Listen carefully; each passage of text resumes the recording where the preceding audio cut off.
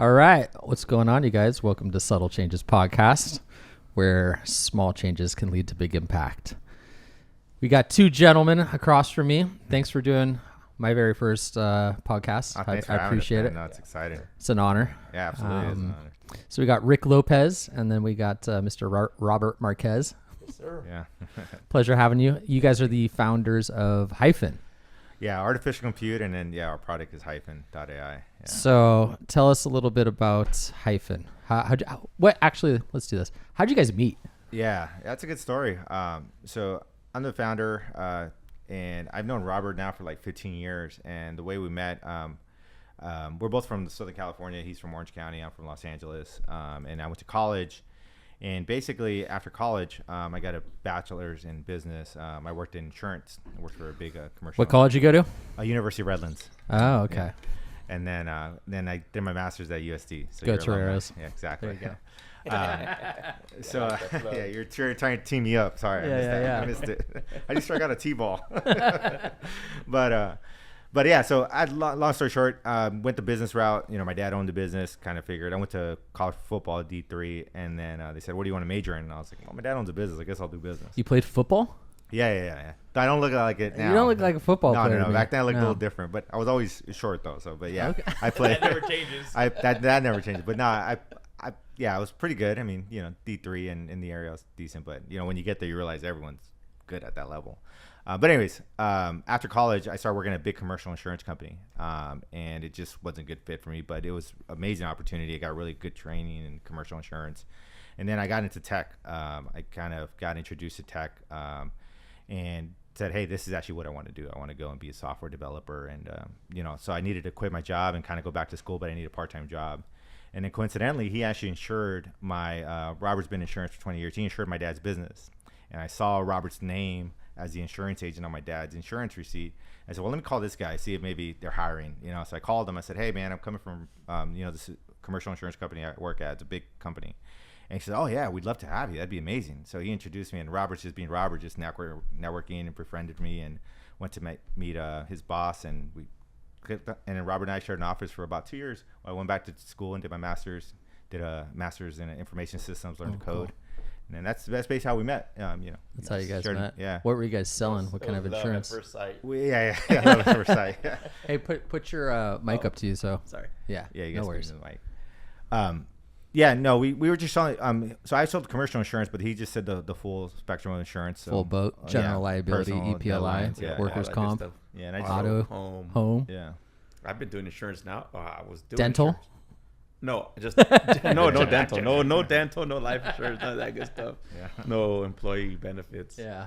But I've been doing that. Like, I had a good book of business for 21 years, 20 years. Wow. Just been, all over a insurance. Rolodex, as Rick would call it. We had the Rolodex, yeah. But the funny thing is, so for 2 years, we would share an office, and he would just hear these stories I have about one day I'm gonna start a company. Tech is everything, software is everything, and I just kind of get into it. And then he's just a good friend. About 2 years in, we tried to start a company. Back then, website development was huge. And that's actually my first passion, was just seeing websites. So I was like, dude, let's start. I go, we have all these contacts and businesses. They all need websites. Let's start a website business. And he goes, yeah, let's do it. So Robert brings his Rolodex. It's actually a spreadsheet. And he goes, dude, I got 1,000 customers that need website. Let's do it. And I was like, yeah. And then so he gets our one customer. And he's actually a customer today, but it's a battery shop.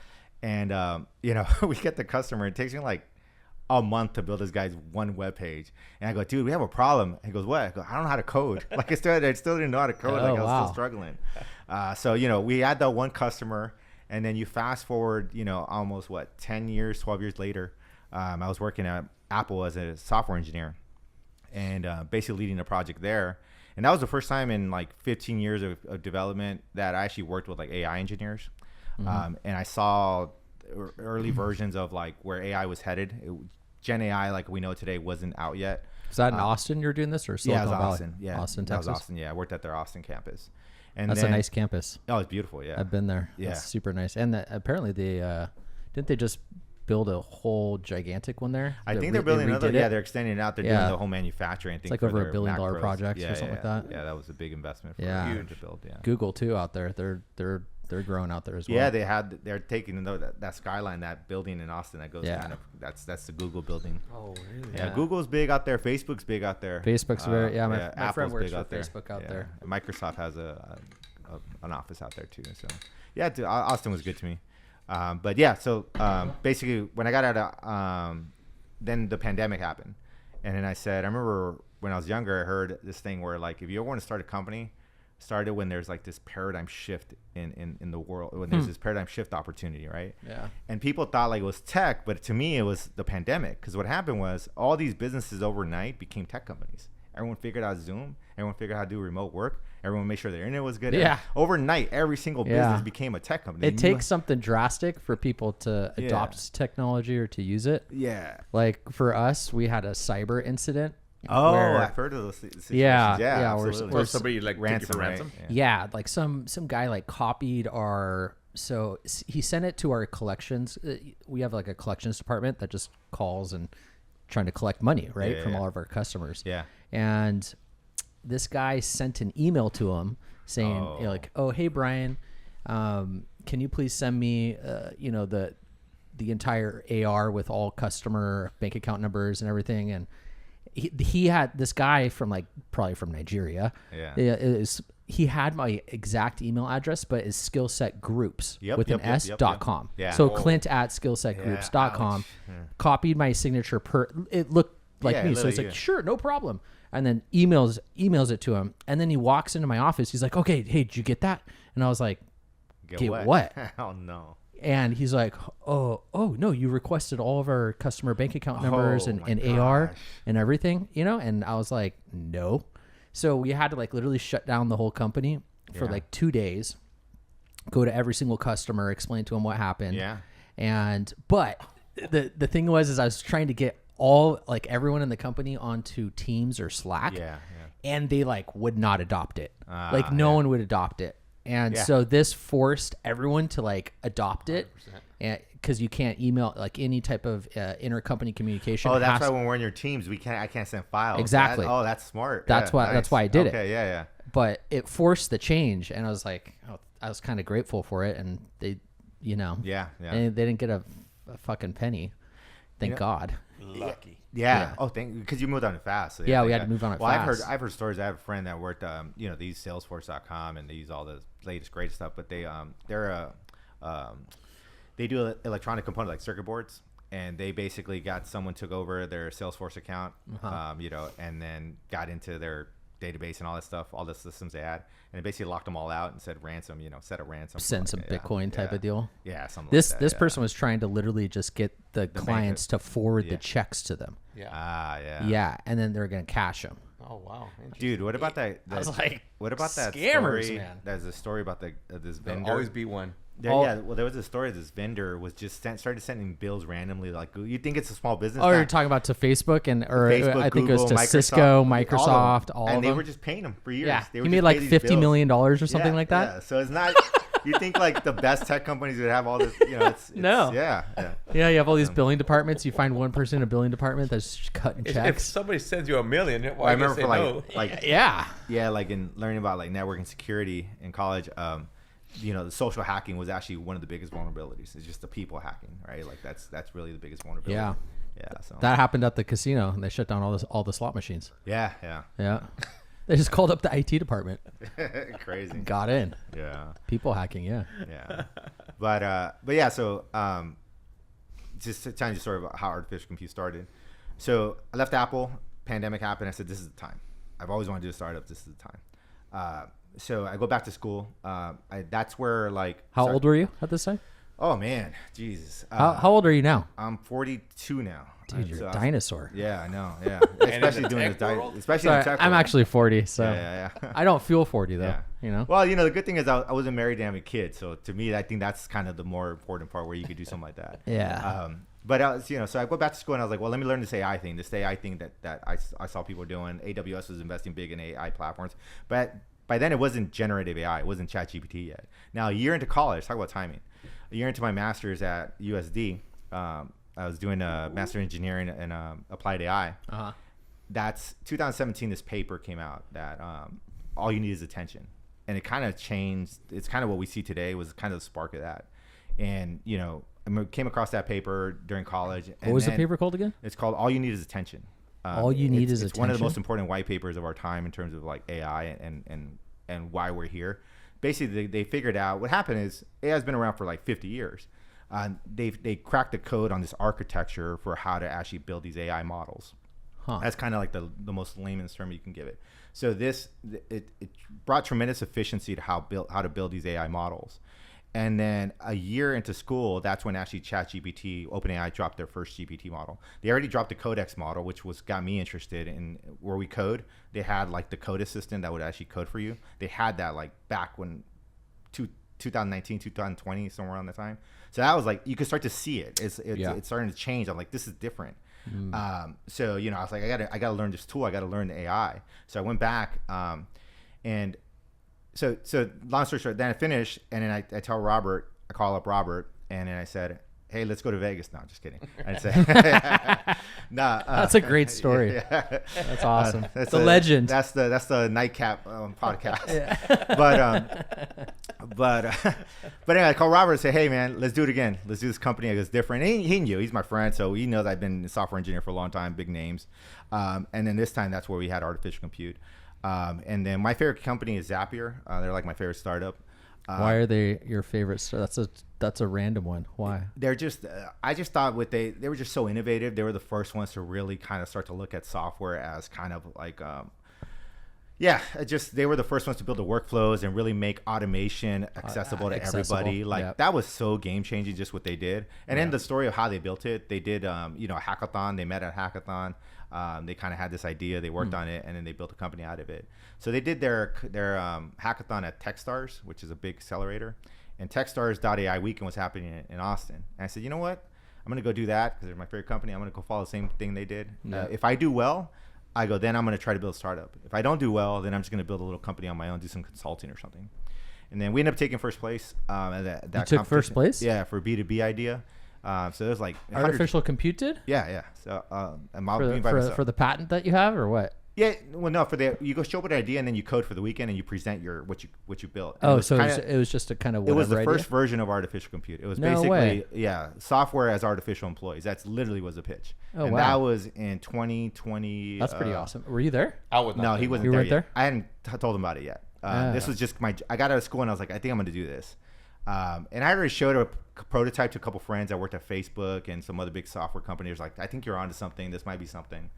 So we took first. I was all right. I'm doing this. Quit my job. Literally the next week, quit my job. I was a lead engineer at Saxoff Fifth, leading their mobile team. Quit my job, and I called Robert. Said, hey, I'm going to do a startup. Here's what I'm doing. I go, I think this is good because I need you because you have all the business contacts. Your company, your got customer. The Rolodex. Yeah, he's got the Rolodex. 1,000 clients. 100%. Yeah, your the sales guy.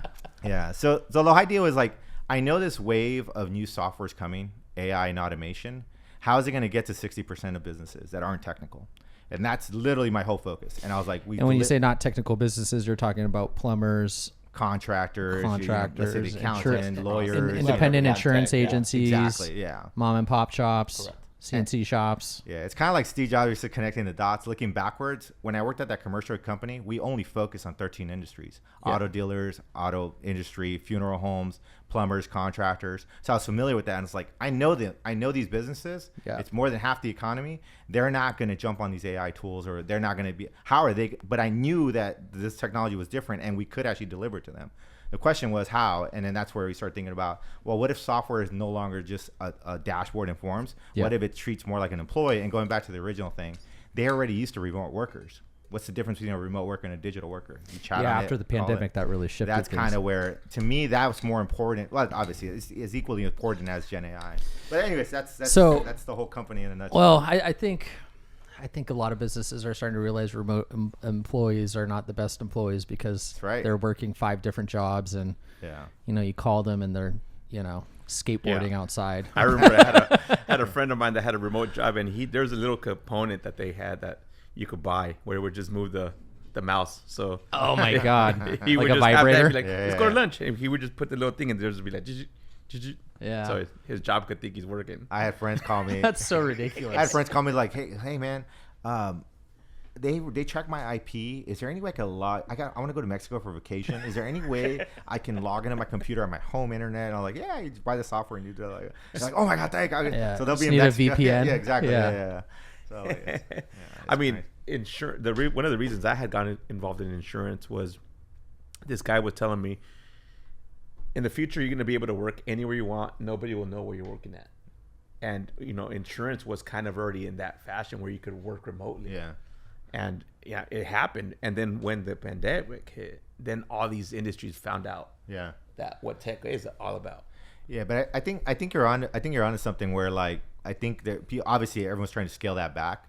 Yeah. The cool thing is that it taught businesses the capability of remote work. Now the difference is they're going to be digital workers where they don't have the faults of the human digital worker. Basically, right? They don't sue you. Yeah. Or they're not going to get they're not going to say, hey, I got 5 other job offers. Let me try to do 8 hours for 5 different jobs. Yeah, Like, exactly. it's just, So explain to everyone what Hyfn is. What's Hyfn? It's Hyfn. Correct? Yeah. Okay. So Hyfn.AI. I'm very verbose, so hopefully you guys can edit this stuff out. Like, No, there's no editing on this thing. All right, So cool. if you curse, it's out there. Yeah. So We talk about Las Vegas trip, it's going to be out there. Okay. So to talk about Hyfn again, the company's still artificial compute, and the idea there was, what do we call the company? And I wanted a .com. So the idea was we started with the human computer, the whole story of NASA, and when they needed calculations, they went to a room and it was human computers. The best mathematicians were doing all the compute, and then we went into the personal computer, right? That's the old Steve Jobs, Bill Gates era with personal. And I said, this is going to be a new era. This is going to be artificial compute. So that's kind of where artificial compute came. And then the name was always long and it just didn't feel right. But, I do like it where it does tell the right story. And then when we started doing a lot of, like, every startup, we were always doing, I don't call them pivots because we're still solving the same problem. How is this part of the market going to tap into AI and automation? Sure. We're doing a lot of resets, different versions of the products. In 2 years, we've probably launched 5 or 6 versions of artificial compute.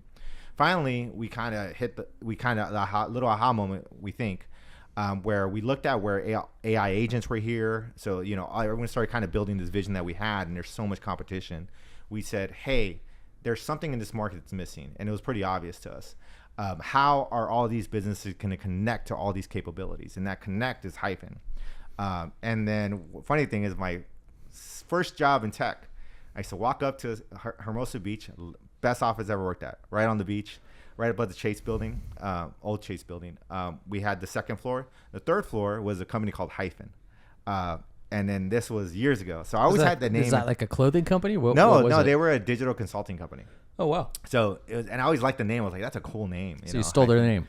Well, no, I stole it. Are they still around? Were they I actually don't think they're around. I actually don't think they're around anymore. I did check.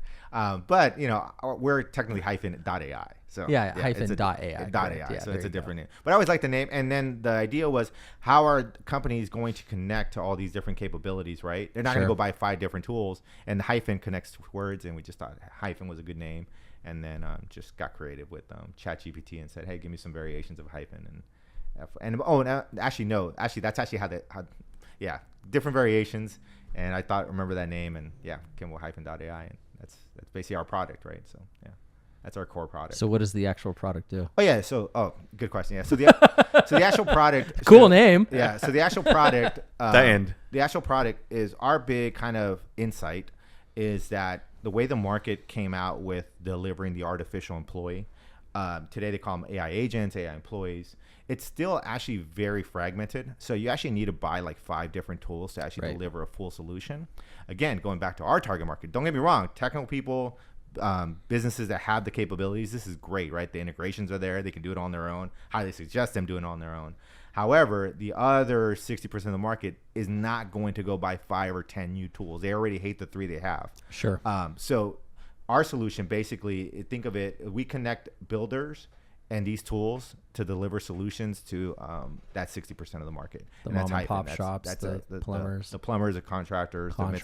So that our sweet spot companies. is 5 to 100 employees, and non-tech industries is kind of our focus, which is there's some think about Service Titan. I mean, Yeah. $1 billion valuation. Yeah. That's kind of their focus. Yeah, I in think that market. that's a smart route. Insightly, there's just so many big software companies that are big that no one thinks about, and they just focus on that type of industry. So Yeah. that's basically what we hope to do, is be the platform that makes it easy for these customers to actually implement meaningful versions of AI and automation. In Yeah, business. and it's such an added value because it's from the bottom line perspective. If you're like if you have 3 or 4 employees, it could like really have a huge ROI for you. You know, Yeah, the yeah. return on investment will be massive, and a lot of people don't have the money to either go farm it out to, you know, a consulting firm or a marketing company or whatever it is, right? They just don't have the budget.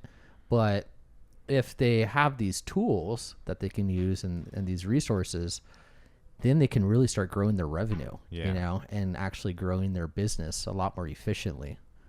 Well, I think too, I think like, that's the best way to go, you know. yeah. I mean, when it's done right, the ROI on AI is crazy.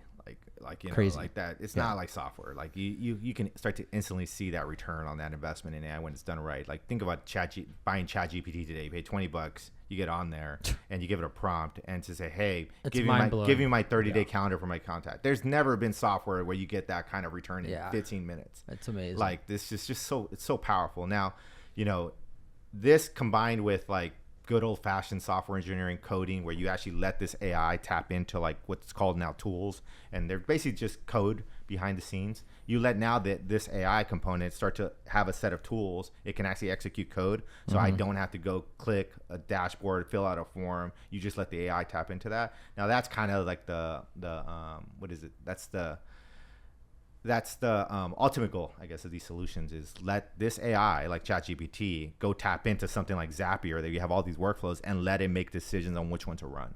That's kind of where we're at today. That's the optimal solution, is that kind of architecture.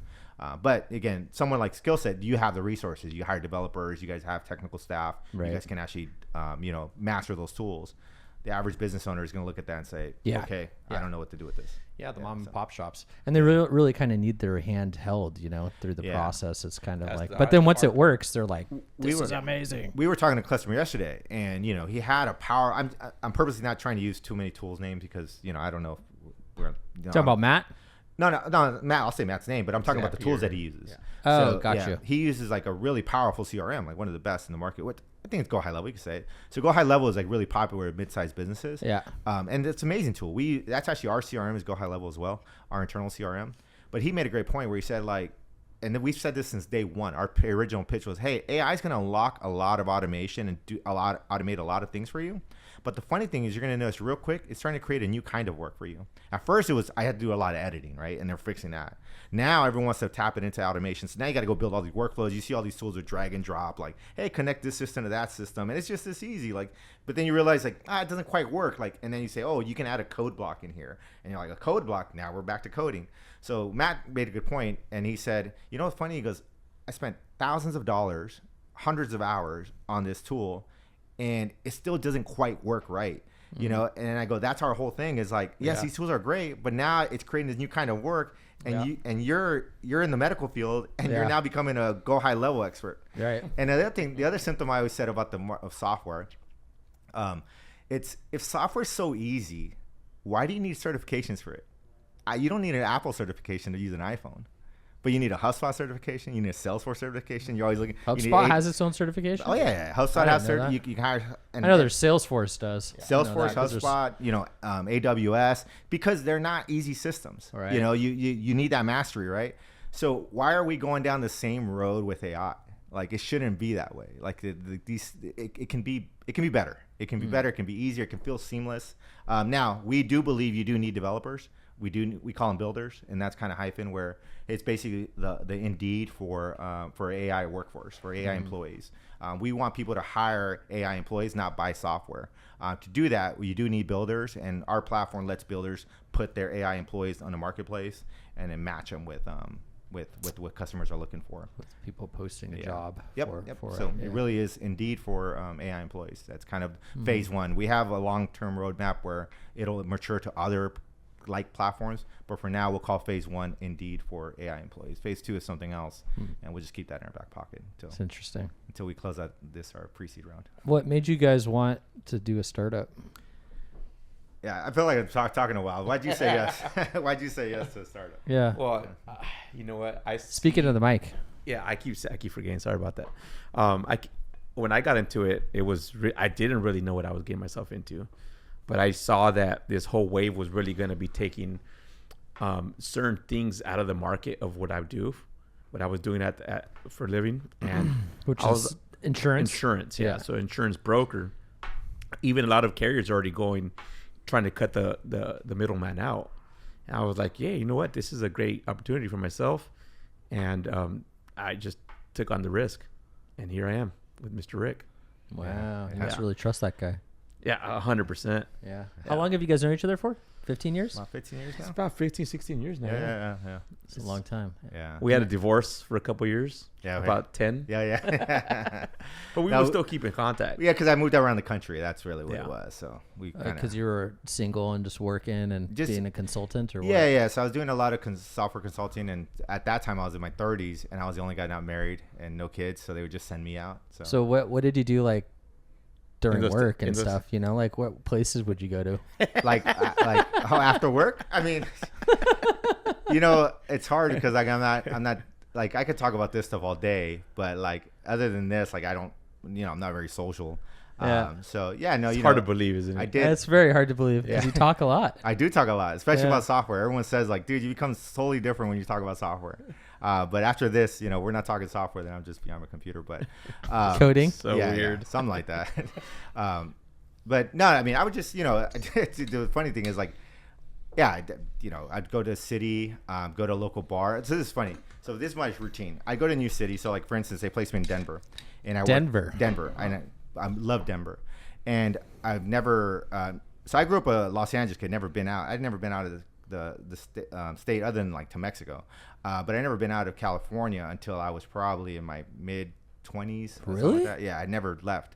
So You always just stayed in the same. Where did you crazy, grow right? up Like at? a lot of people grow up. No, like, it's oh, crazy, It's dude. not crazy. Where did you grow up in California? Los Angeles. So I was born in East LA. And Los then, Angeles, East LA. Yeah, I was born in East LA, and then went to school in Montebello, lived in Pico Rivera, and then I went to high school in Whittier. So I did kind of like that Whittier Boulevard migration that we all dream about. You didn't go far. Yeah. Well, Whittier's pretty far, man. When you come from East LA, getting to Whittier is actually pretty far. So yeah.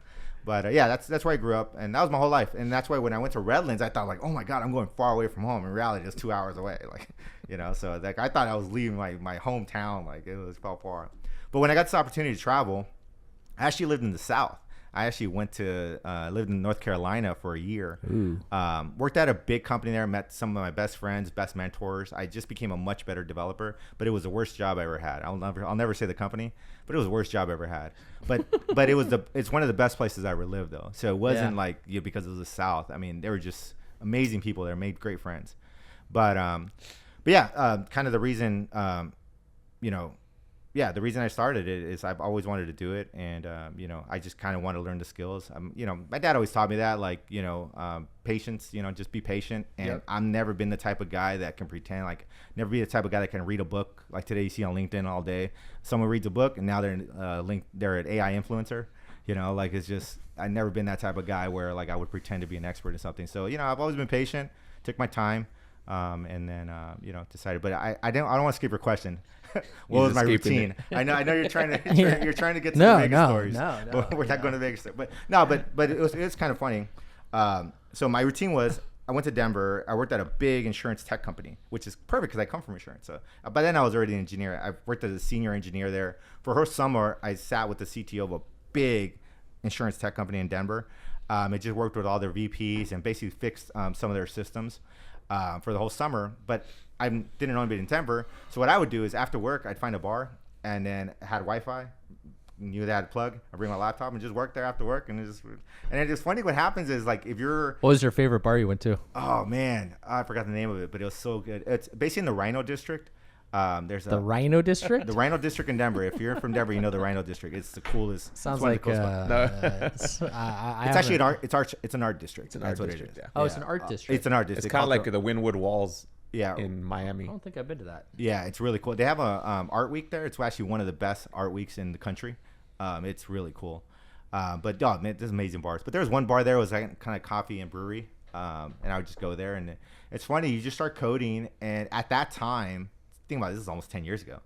You think about at that time, like coding was kind of a cool thing. So like people would see this just perfect with a hoodie coding, and just naturally would come. You're out, that guy. What are you doing? Yeah, just hey, what are you up to? What are you doing? And it's just signing out. So every city I go, just go find a bar, take my laptop, and just work. Like instead of just being in the apartment, and then just talk to people and meet people. And because the cool thing is they're talking about code, and I can talk about that all day. Want to build websites? Yeah, exactly.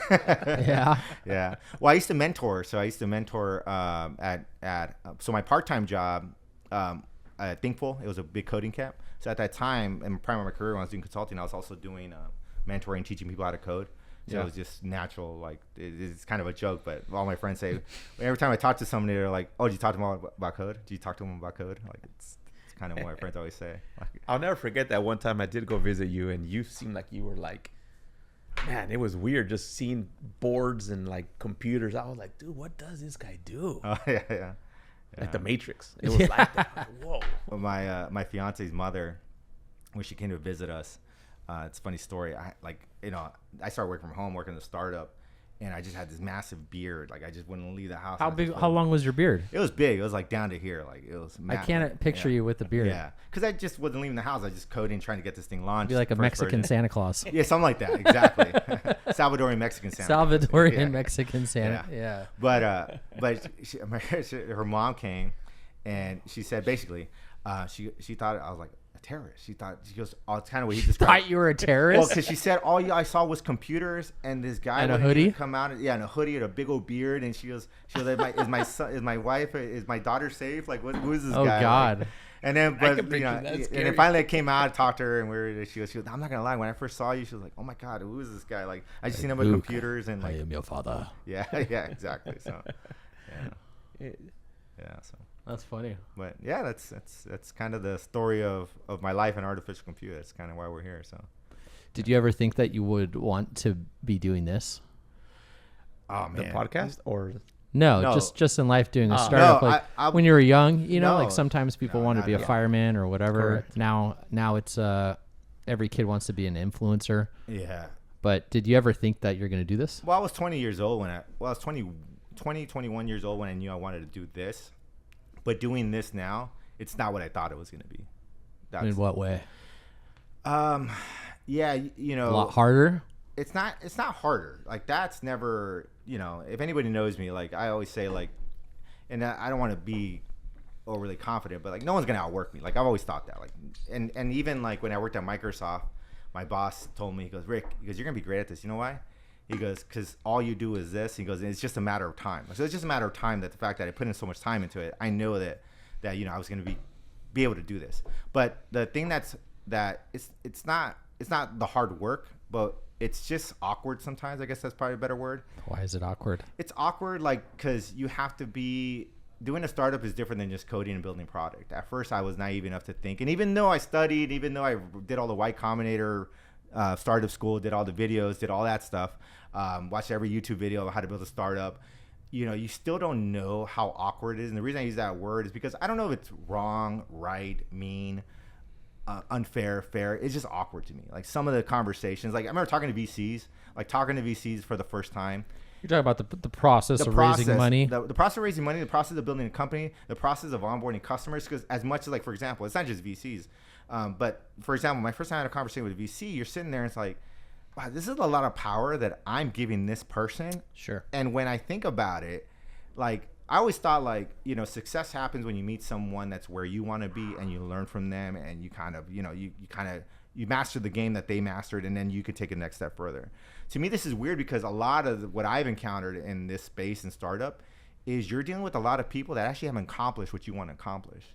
And for some reason, they're in a position of influence or they're sitting on the other end and you're explaining yourself to them. And I've never been in that situation. Huh. I've always reported to VPs of engineering. I always reported to someone who's better than me. I always reported to someone I admired. And don't get me wrong, nice people, great people. But professionally, I'm like, this person hasn't accomplished what I want to accomplish. Like, why am I, why do we accept that? Like, why is this? And then So anyways, that's a big conversation. I'm happy to have it, but that's what's awkward to me about all this. And then customers too, like, man, Robert's my secret weapon. The fact that we launched an MVP and literally in 8 weeks, we were doing like 200K ARR for a product that barely worked. Like, and that was just content, right?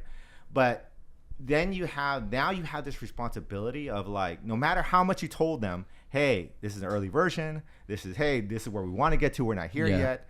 As soon as they sign, they're like, why isn't this doing this thing that you said it was going to do, right? And it's like, hey, you're early. So, but yeah, that's why I call it awkward. It's just something I've never been used to. Yeah. Interesting. So let me ask you a question. Where do you guys think this whole AI thing is going? Where do you foresee everyone out of a job in the next 5 years? Well, before I answer that, because that's an interesting question, can I ask you what made you kind of invest in us? Like why to invest in you guys? Yeah. Artificial compute. Yeah. Well, my main job is to invest in talent, right? Yeah. That's what I do. Yeah.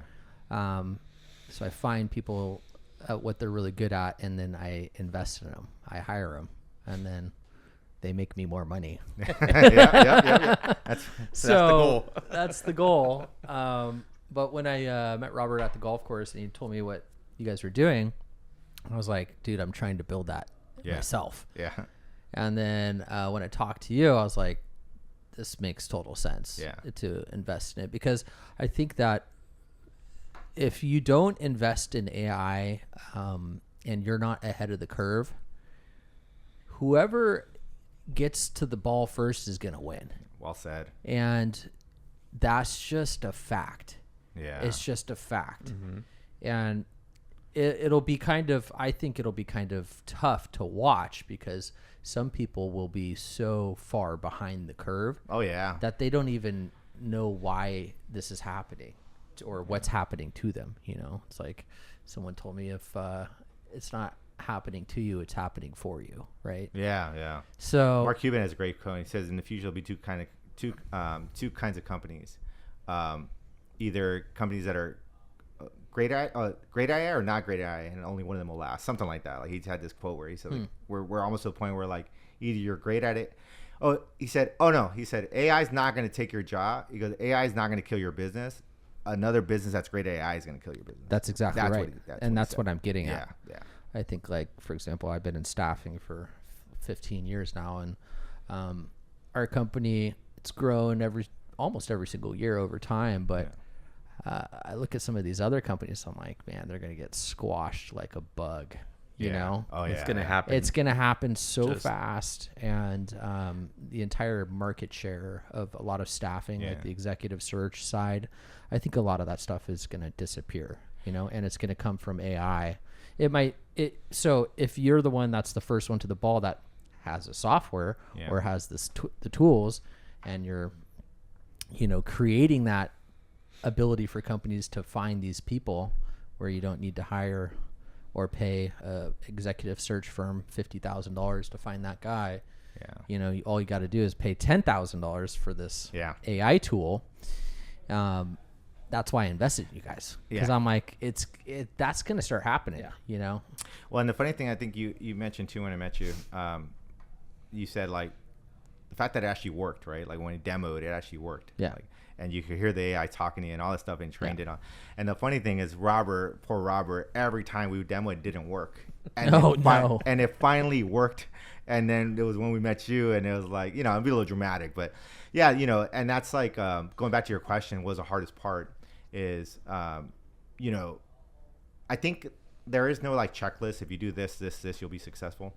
In a startup. I think if you just hang in there long enough, right, and you're doing what you're supposed to do, you'll just naturally bubble up to some opportunities. Yeah. And that's kind of like what happened with you, right? Like when we met you, it was finally we had iterated on this enough where it was perfect timing, right? And I think timing's a big thing. And you hear like all the actual people that know startups, like the Y Combinator people and Marquez and all these amazing people, when they give advice, it's that advice. It's like, hey, look, it really is just persistence. Like everyone's smart enough to do this. Everyone, there's no magic. Right.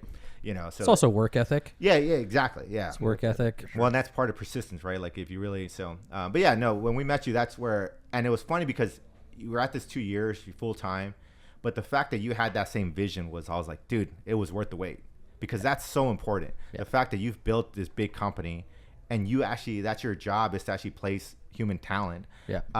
And then you actually believe in this. Hey, the way we place human talent, we're going to place artificial talent. Like that's where the alignment was. That's where I was trying to build it. Instead of selling software, we're going to same process. Hey, how do you give us your onboarding docs? Give us your training docs. Let's train your AI sales rep. Let's train your AI CSR.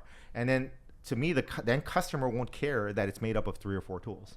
As long as you give them that single interface, to say, hey, that's my AI CSR, that's my AI sales rep. It doesn't matter. Software was different. Software, they always said, like in software, either you're bundling or unbundling. We just came from this phase of like a lot of unbundling, where like vertical SaaS and micro SaaS and all that stuff. And now it's kind of, and then it's funny because that came right into vertical agents. And to me, I was like, that's cool. That's great. That's I get why we have to build AI that way. But I do think we need this consolidation to really maximize the opportunity in the market. So, that's kind of the idea there. So what do you think is going to happen, though? So what do you think is going to happen, Robert? Yeah. With the whole AI. Well, like, okay, what do you think is going to happen when AI becomes sentient? Where as a whole, it's actually conscious of itself. That's more of a Rick question, to be honest with you. I think I'm more on the what I think, if he's going to take off any type of jobs, which I don't think so, is going to make people a little more talented, make them more productive. Certain little jobs might be gone, but there's always going to be a different way where you could place that staff.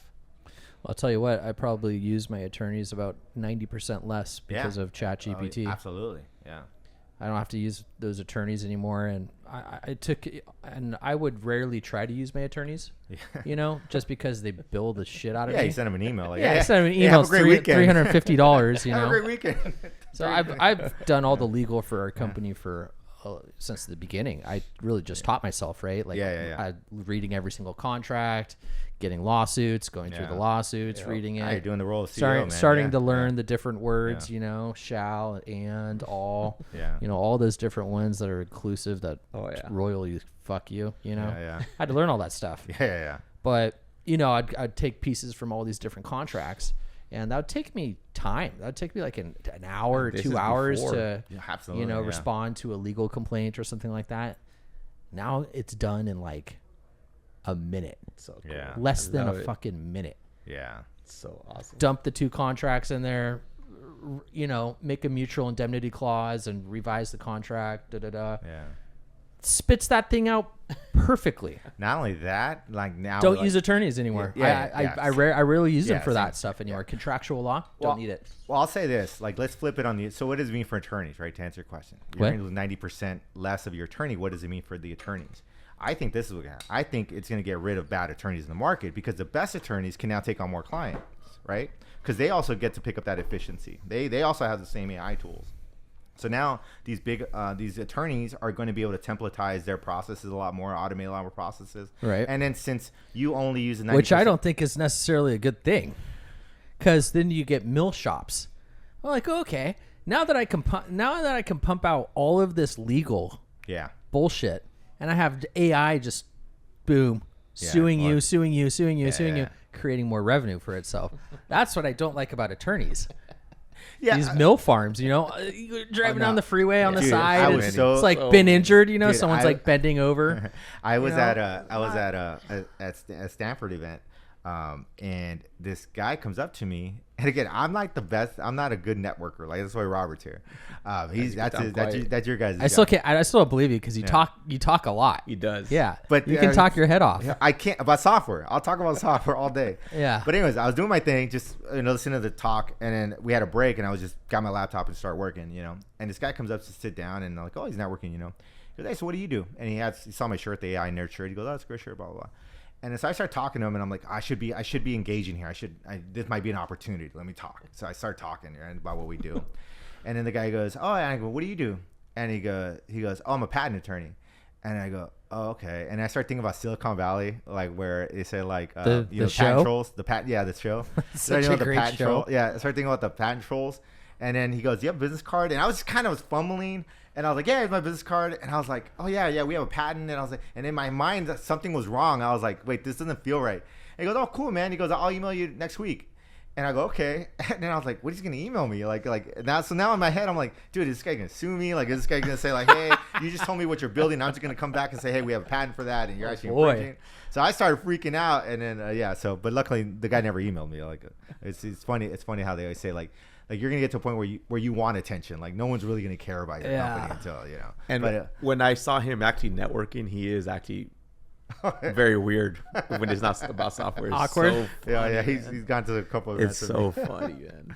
Yeah, that's funny. Yeah, I don't want to describe it but again, software. But I'm smart enough to know I needed someone like Robert, and now we got you part of the team, and We're very happy to have you, man. No, exciting. Yeah, I'm excited. But to answer your question, what I think is going to happen, it's not just about the attorneys. I do think that I think the best people are going to bubble up in their industry. They're going to be able to take on more work. So it's not going to leave room for mediocre attorneys or mediocre sales reps. The reason, think about your business. But for example, sorry, I didn't mean to cut you off. No, go ahead. What, how fast do you think this is going to happen? Like, okay, every 6 months, AI is drastically better. Yeah. So what happens in 5 years when this thing is, let's say, sentient or conscious, or we have some people, more quantum computing capabilities? Yeah. No. What do you think is going to happen? I think what's going to happen, and I have a master's in AI. It doesn't make me an expert, but it does make me, I think, more knowledgeable than most people. It makes you more of an authority than most. Yeah, exactly. But so based on the one thing I do is just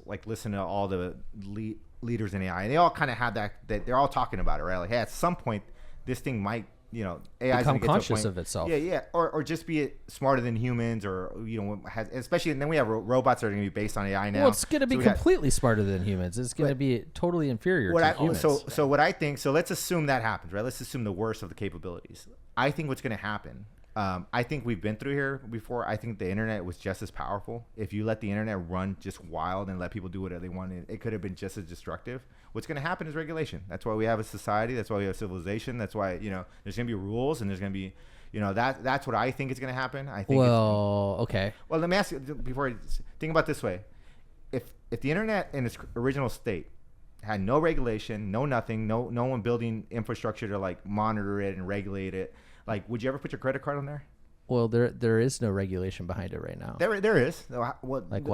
Well, for example, you can't it's illegal to steal people's credit cards. And then there's also infrastructure that gets built to making sure SSL encryption and HTTPS was invented so we can with confidence put our credit cards in. There'll be those. But the government hasn't regulated AI yet. There's no not yet. Legislation. No, you're asking me what I think is going to happen. And in the big beautiful bill, it states that no government or state agency can regulate AI for 10 years. Well, they haven't passed that one yet.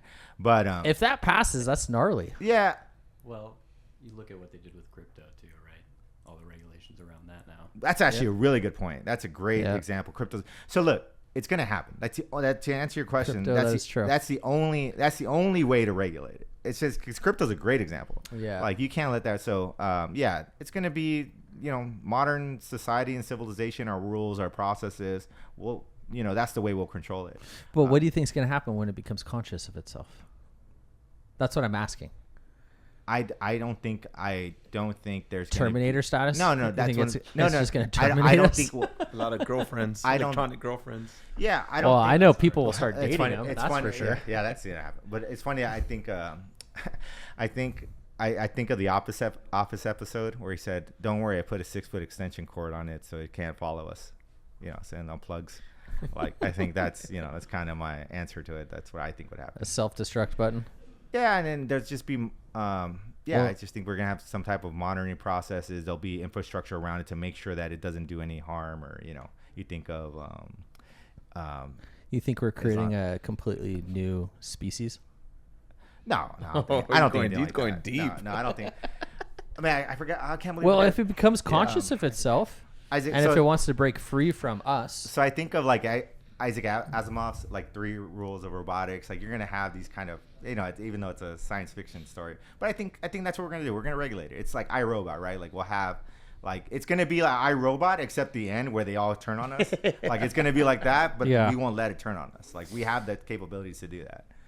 I think we have the talent, and I mean, we built it. It's human minds. And You think it's just going to continue to integrate into the actual biology? I think, yeah, absolutely. I think it's going to flow like electricity. I think it's going to flow. You're going to no longer need Viagra. Well, I love Clint. well, I didn't study any of that stuff, so I can't speak to that. Right? Yeah, I can speak a little bit about AI that. will trigger that real quick.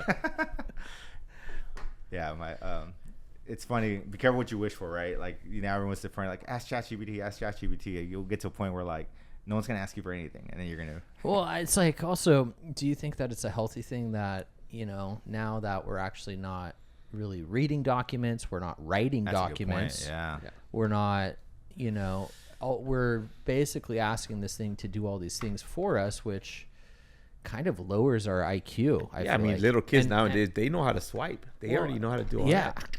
I mean, can you imagine if we fucking had ChatGPT in college? Holy shit. Yeah. Oh my God. I'd be at the bar the whole time. But I think I'm just out chasing shots with beautiful women. Yeah. I'd be going to the beach. I'd be surfing. I'd be smoking a joint. I'd be going golfing. But then I think about I'd be doing whatever the hell I wanted to be doing. I think a good one hunting though, like you'll be that guy at the bar, but then there'll be that guy at the bar that has the same tools, but still studied, still took it further, right? Like there's always so I still think I do think that the best of AI in society, it's gonna expand our capabilities. 100%. Like the top 1% are gonna be super geniuses and humans. Like they're not gonna have to read. So we could look at that as a negative thing, right? Where I don't have to read everything. But the other way you can look at it is like, I don't have to read the filler. I can get to the meat, and I can read 10 more books in the same time and really dive deeper into the spots that matter.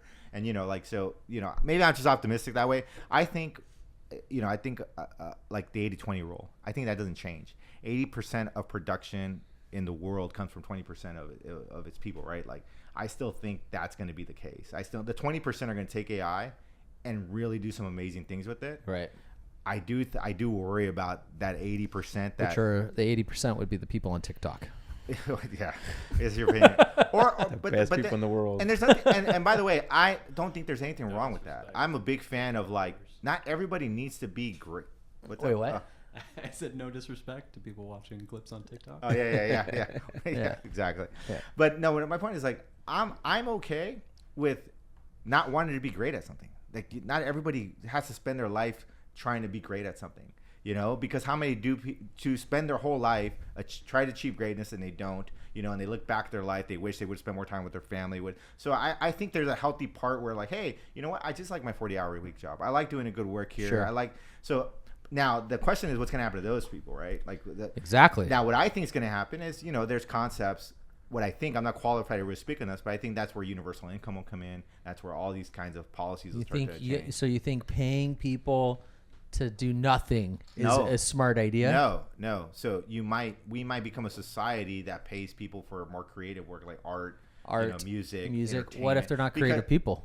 Well, what if they don't have that gift of picking up a guitar and singing a beautiful AI. song called But Subtle Changes? it might still be worth. Again, I'm not qualified, so I'll just leave it at this. I do think there's gonna be some form of that. Yeah. But because think about the businesses that are running and building AI, and we're using AI to build we need some type of economy. I would agree with you on that. So, what's the point of we used to pay someone to do some manual task if we just pay them for maybe neighborhood watch, something like that, right?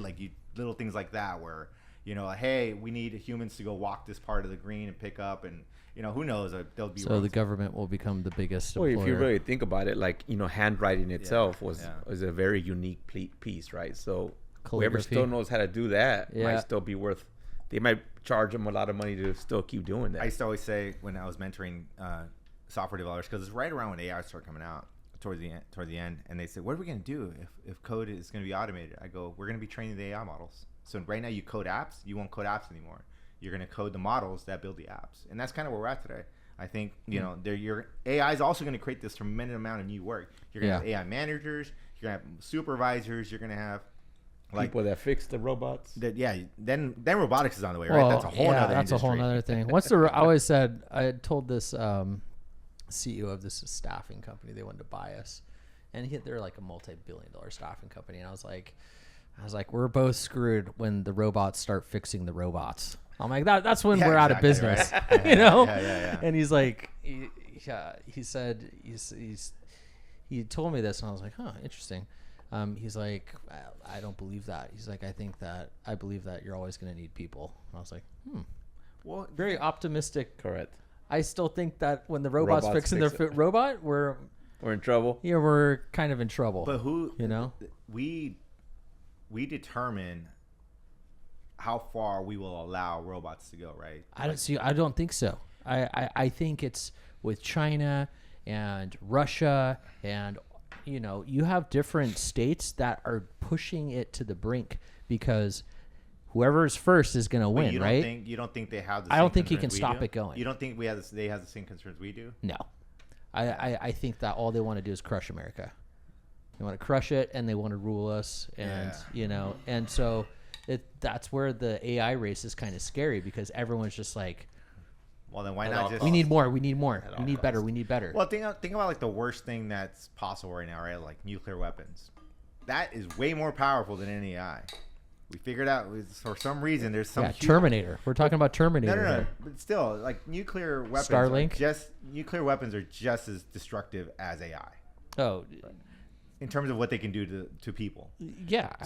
But there's something about being human. planet. There's something about being human, whether you're in China, Russia, and America. And don't get me wrong, I get what you're saying, and I agree with you. But there's something about being human.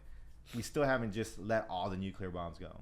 Something about society, something about building civilization, something about modern, governments. There's as much as, and maybe I'm too optimistic, but maybe there's something there that mutually assured destruction. Right? Yeah. So I think which has prevented us from blowing each other up. Yeah. Because once one person launches one, there's gone. like 2,000. I think so like so it'll be the same with the AI. America, I think obviously best talent, best engineers. We're gonna lead no matter what. I do believe in that. I think the best AI is gonna come from here ultimately. And hopefully that's better than China. Well, it's like nuclear weapons. I think China. Again, I'm talking about stuff that I'm not qualified to talk about. I'm just giving you my opinion. Yeah. But I do think, if history repeats itself, it's going to be China, Russia, America. We're going to have kind of the best tech, and AI is going to be no different. Right. That's what I think. And, I think it's going to be mutually beneficial for us to not launch the nuclear bomb in terms of AI. But what if, like, my fear is, and I obviously don't want to be fear-based, but my fear would be someone does it without knowing that they're doing it. You know what I mean? For example, build a road from point A to point B, right? Mm-hmm. Tell AI to build a road from point A to point B. Well, in order to build the road, let's say there's a huge anthill, or there's, I don't know, my house, it's just going to build the fucking road. It's going to go right through your house? Yeah. It's going to get rid of the house so that I can build the road.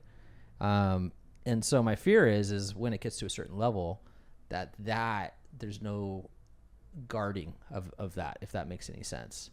Like it's just going to do what you task it to do type of deal. And it's not going to think about blowing my house up. It's just going to think about how do I build the road? How do I get the road paved and built as quickly and fast as possible? Yeah. It doesn't care about the little bunny rabbit. It's just going to steamroll that thing. I don't know. You look at like where's the evidence of that, right? And the evidence I think would come from companies like OpenAI and what they're trying to do with like AGI. With what? With AGI. AGI. Yeah. Got it. So artificial general intelligence, which is kind of the mecca, right? Yes. So and so then it goes back to like, okay, humans are building all this stuff, all the stuff that we feel like humans are building it. And on top of it, it's always our best humans that build it. So, and OpenAI is just one of the many amazing companies building this. So I just believe that the way we're building it, it's not going to get to a point to where it's going to do the things that you said, like for your example, hey robot, build this road. The way these systems will be designed, they'll have checks in there, just like a nuclear manufacturing plant, just like a rocket system, just like we are the ones that have to build these rockets systems. Blow up, Rick. Yeah. But look at where they build rockets. Look where they test them, right? Like it like all this human genius. Like we're good engineers. We're good at building systems. and this will be a system that's built by humans, and the system will have like checks and worst case scenarios, and I mean, that's what I believe. I believe like the AGI isn't going to get built. It's not going to get built by someone in his garage that just magically knows everything about computers and can build a quantum computer on it. Think about how much infrastructure it costs to build one of these actual meaningful models. And I know like DeepSeek is the whole thing, but I again kind of find out they're just using a lot of the stuff from, I like, think Google that was a whole ploy by China to so the point is, it seems get to another me TikTok going. It seems to me that there requires a lot of infrastructure to build this stuff. And then if you have that infrastructure, you're going to be pretty talented, one of our best skilled people and teams, and I just think they're engineers, so they're going to build these systems in a way that they're going to have a lot of checks and balances. That's just what history tells us. That's what I believe in. And we'll see. What do you think? Who do you think is running the best AI startup right now? Oh, that's a good question. I used to be hands down like OpenAI, but what Google just kind of showed, and the joke with Google is always like they're great demos but don't work. But it actually their new AI platform is really good. But the best model to me is still, the best models, the best builders are still OpenAI, hands down. I still think OpenAI? Absolutely. Even when we're building our stuff, and again, to be very clear, we build tooling for this new AI economy, right? That's what we do. We're not AI model builders. We know AI. We know how to train them, tune them. That's basically what we do. We build a lot of tooling. So we work with a lot of the models. If you're talking about coding, obviously Anthropic is the best. That's the best coding model. Anthropic? Yeah, they built the Claude model, which is the one powering like Lovable. A lot of the tools that developers use, everyone say Claude, and Claude is the best. But OpenAI and their models are really good too. But general purpose, OpenAI I think is the best. I think OpenAI is still going to lead. I don't see. Yeah, I think you follow the money, right? I think this takes a lot of infrastructure. They were the first in it. Even though Google might come out with something great or Claude might come out with something great, we all, oh my God, it's over for OpenAI. Give it 6 months, OpenAI comes up with something just as good or better, right? And then now everyone's always chasing OpenAI. That's just how I see it. I also think of the talent. Obviously, I think Sam Altman's been someone that's been doing this for a long time. And I was reading an article today that Meta, Mark Zuckerberg, was offering individual employees of OpenAI to come over for $100 million signing bonuses. $100 million for one employee. That tells you their talent. And they didn't leave. Yeah. I was like, damn, I would have left for sure. Well, there are some that are leaving, but the ones that are leaving are starting. Yeah. They're not senior, right? The ones that are leaving, they are senior. Streaming on Facebook Live all day long. You bring up a good point. The ones that are leaving, they're starting their own companies. Yeah, they're all startups. Yeah, that's interesting. That they won't take the $100 million to go to Meta, but they'll start their own companies. Well, because they can get a $3 billion valuation overnight. Yeah. To me, that tells and then me they have 50%. And now they're worth $1.5 billion. They see an economy where it's not going to be everything is OpenAI. Think about it. You're at OpenAI. You're you're leaving. Well, it's like what you said. It's very fragmented. Yes, and I believe that's still going to be the future. So there's a lot of opportunity for us, for a lot of builders that aren't building AI models. We're not building AI models. We consume these services and we build tooling for it. I think there's tremendous opportunity for a lot of these builders. And it's funny, my first podcast. This is your first podcast? Yeah, I've never done a podcast. Oh, cool. But I always think. Glad I could pop your cherry. Yeah, absolutely. Yeah, I guess we'll say digital. Yeah. We'll say, but the funny thing is I keep thinking about the reason I'm very adamant, like we're not AI. I remember when the AI first came out, you'd see all these podcasts on TikTok and like this founder of something.ai. Oh yeah, we're building this special AI model that does this for lawyers. And like, dude, you're just calling OpenAI. Like, relax. Like, you're like, oh, and then like some guy who was a sales rep, never coded anything. Our team is building this very unique. We're going to be the leaders of AI for like, it's like, dude, you're just calling a service from OpenAI, which is nothing wrong with that. That's what we do. Right. You look at Perplexity, they're a big company and they embrace being just a wrapper around AI. I think there's this tremendous economy around like this new era of technology because of AI. But yeah, no, I think AI is in good hands with the American teams. There's obviously good companies. The Mistral guys, I think they're out of France. There's a lot of really good companies building a lot of amazing models and AI infrastructure, and it's gonna be an exciting time for the next 5 years. I think it's all about subtle changes. Yeah. Yeah, small changes. Yeah. So what was the small little change that happened that turned you into a startup Founder. AI nerd? Um, What was that thing that happened? wow, that's a good question. Wow. Was that like the patent attorney that bumped into you, or was that the no. bartender It's that probably- slipped her number to you? No, yeah. Well, yeah, to be honest, yeah, it was kind of what we talked about earlier. I would say if there was a moment where it turned me into going to this path was the book The Cisco Way, where Someone recommended it to you? Yeah, it was like the first. I was doing sales at some The Cisco Way? The Cisco Way. And so I think I haven't read that book, but John Chambers. it's about is the Cisco story of networks. Cisco. Yeah, and basically the story of like the famous story about how the receptionists became like millionaires overnight in the big tech boom. So that's where I started learning, and it's actually a good tech book. It tells you how the internet was started, like the husband and wife Stanford and all stuff. And so it was a good introduction. But just seeing how like an introduction to the lifestyle and the careers of people in tech, that was the first time I actually got like an in-depth view of it. And I was like, I didn't know this world existed. I want that. I want to be part of that. So that I would say that's probably the book that I could think back. It's a good question. I never thought of it, but I would say that's what The comes to Cisco mind. Way. And The you Cisco recommend Way. that book? I don't know if I recommend it now. It's probably so many good books, but Yeah. for me, it was important. What's your favorite book? Oh, it's good. Four Agreements. The Not Four even Agreements? The Four Agreements is a good book. I read that book. Yeah, it's My therapist recommended that. yeah, it's a good. Yeah. Well, I recommend it to a lot of people, but that to me is like core of who I am, like that. The Four Agreements? Yeah, the Four Agreements is very central. Yeah. What are the Four Agreements? Be impeccable with your word. Don't make assumptions. Be impeccable with your word. Oh man, you're putting me off time.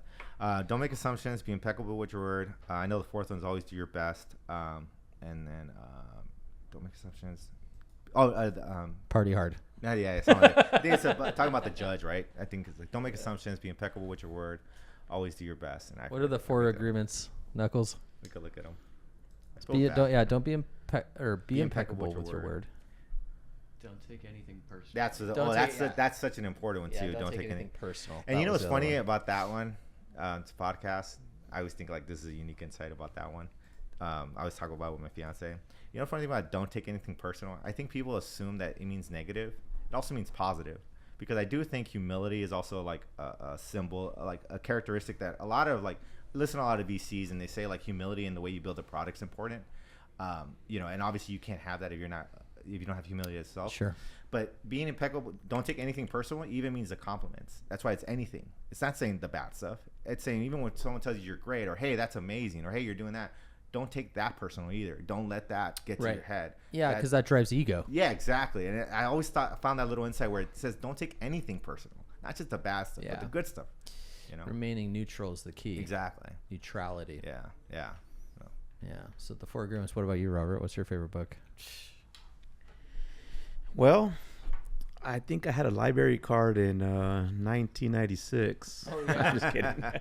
Green Eggs and Ham. You know what? The last book I read was the Great Wave, the Big Wave. Oh yeah. That's a good book. That was a good book about, because trying to figure out how this whole AI started and all that he recommended that book to me. And it's pretty amazing, like what you're talking about when certain things hit, like COVID and all that. Yeah. It talks about that, and it shows you like opportunities. Yeah, that's where the biggest opportunities are, right? Mm-hmm. It's like a bomb hitting something. And Yeah. you just have this. There used to be homes there. There used to be everything. Well, now there's brand new land. Let's reimagine what's going to happen. Yeah. It's Probably crazy. bad analogy. We're living in an interesting time, Yeah, it's nervous. especially with all these ICE raids going on. Oh, yeah. That whole thing. Yeah. Well, it gives us time to be here and do a podcast because Yeah. nothing else to do. I'm not going anywhere else. So. Run my laptop or be here. So we're what are you trying to do to walk me through the journey of Hyphen in the next 5 years? Where do you guys see it going? It's a good question. What do you see? Hopefully in 5 years we'll be on a private jet Absolutely. flying to Turks and Caicos. Yeah, exactly. So taking you out on the dance floor. All right. Yeah. I got You won't see Rick with his computer. You're never gonna see Rick. Oh ever no! again. We're Turks and Caicos. You'll see me, but I have a good two-step. That's all I got. Yeah, but my fiance is a great dancer, so she's they play cumbias and all stuff. But it's funny, like she's an amazing dancer, and I just two-step everything. So yeah. But to answer your question, 5 years, hopefully, I mean, I think this is, I always think worst case, best case scenario. So best case scenario, we've actually done what we hope. We built a platform that delivers AI and automation to 60% of the economy. And Hyphen, to me, I always thought of it like when you started a business back in when I was younger, everyone, $3,000 Yellow Pages minimum. Like Yellow Pages, you start a business, you're in Yellow Pages minimum. You had the rep come to your business. That's what I hope Hyphen is. It's basically, hey, you're starting a business, start off with Hyphen. It's gonna build you basically automation in a box.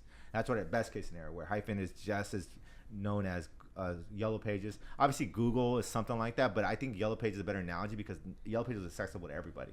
Google Ads, Google set up your business. A lot of businesses still struggle with that. So yeah, that's best case scenario. I think we're that kind of brand and had that kind of product where we are the ones that help small businesses with their AI and automation. Worst case scenario, we're still doing this. I think this is such a big opportunity where we still have a future, even if we just do a lot of consulting and if we do something like that, professional services. That's probably what I do. But yeah, this is the hill I die on. This is what I will do the rest of my life. I'm gonna be building AI and automation. Clint is like, yes, I chose the right path. Chose the right people. Yeah, of course. I'm a big Nipsey Hussle fan. I always think of what he says, like all money in. This is all money in. It's a marathon. This is what I built up my life for. Whatever I had is not anything great. Did that guy get shot, Nipsey? He did. He did? Did he die or is he right in front alive? of his business too? Yeah, he passed away. He passed away. Yeah. I know, it's sad. The rap battles, man. Yeah, it's crazy, right? So stupid. But then it's so funny you can be so wise and conspiracies. so wise, so smart, and then so dumb on some things, right? Like it's just, and that's all of us. That's it's yeah, it happens. Yeah, happens to the best of us. Yeah, absolutely. So, that's super sad. Yeah, no, amazing. Where do you think it's going to be? Where do you think you're going to be at in 5 years? Well, myself with my little 3-year-old, we're gonna have a good little future where we could actually do things and not have to worry about a lot of working and just being independent. Yeah, that's what you want. That's what I want. Yeah. Where do you see Hyphen in 5 years? Oh, yeah. Hyphen itself. Yeah. Oh man, that's a good question because everything Rick said for sure is the route, but it's gonna be cool to see it. Like, how can I explain this? As a software company, just going to the Salesforce office, that was amazing to see, man. Did you go to the very top floor? I did not. Oh, I didn't go there, but just seeing that park, just seeing that park and all the Salesforce connections with that little park, I was like, man, this is life changing, man. Like, just getting even a fourth of that is just life changing. Yeah. So, I think that we have such a powerful tool and a powerful team that we're gonna be destructive. We're gonna make some noise. Yeah, rattle some cages. 100%.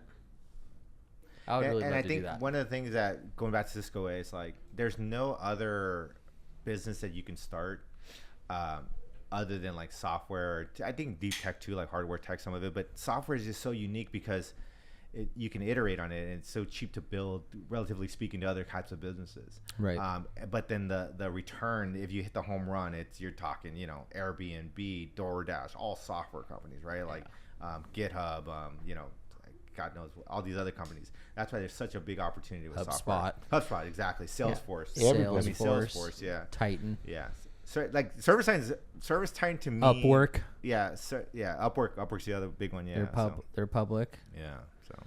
There's so many public companies. So that's kind of where I like the relationship we have. Like you have this perfect vision that I didn't have, right? Like we're going public and all that stuff. Yeah. But then like you come from more of like the traditional business and service and building this company. But then it's like, man, if we could take what you've learned to build a business, tap into the software, there it is, right? There's the path. Yeah. There's the path to kind of what we all want. Yeah. And of course, that's the end result. To get there, we got to provide a good product, good service, and something that really is transformative for our business owners. Right. So that's kind of that's I think that's the real answer. In 5 years, like I said, hopefully a lot of businesses are just like, man, you guys are 10x my business. You guys, I used to have to hire 10 employees for this. Now I got 3 rock stars, and the rest are artificial employees, and we're rocking it. Right. And by the way, you asked about what I think the future is. Mm-hmm.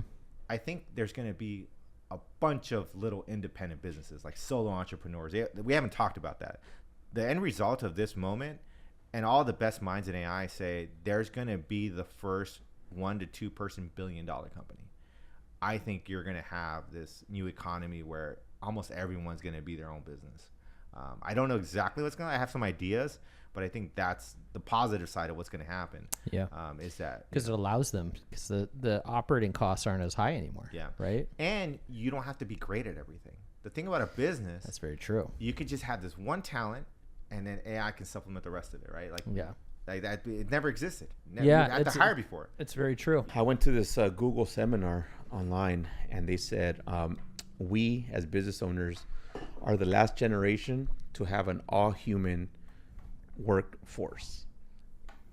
It's going to be in the future. It's going to be you're going to have your artificial payroll and you're going to have your human payroll. That's I crazy. love it. They literally are talking. They're already talking our language. That's Yeah. exactly So right. it's like- yeah. So, It's amazing to see. Yeah. yeah. I wonder what's going to go to, how it's all going to transpire and go down. That's the first time you told me that. That's actually really cool. That's really cool that we've been talking about this for almost a year now together. Yep. Like it's just it's going to happen. It's just validate. We always said that someone's going to build this. Someone's going to build this platform. Why not us? And until someone does, that's what we're shooting for. Right. So yeah, no, it's Yeah, exciting. I think that it'll be highly successful, Yeah. especially the payroll side. Yeah. Yeah, for sure. Yeah. You got to. Yeah, you're gonna have artificial 100%. employees. Well, and that's like if we simplify, right? Ultimately, whether it's a white label version, an AI agent builder platform, really what the three of us have been talking about is what he just said. It's in the future, there will be artificial payroll and human payroll. How do we build a solution that delivers that? Right. What's going to be part of that economy? Right. And I think that's the thing that we focus on, right? Like it's so tempting to say, oh, it's AI agents. Oh, it's AI automation. Oh, it's workflows. It's not that. It's something that's going to facilitate this new world for businesses. Right. Artificial payroll, human payroll. Yep. Yeah. And all these other things are just going to be part of it, right? It's like one of the things that I always think about too is this is another little, it just shows my age. We want to make sure that we're not trying to build streaming on 3G when 5G is on the way.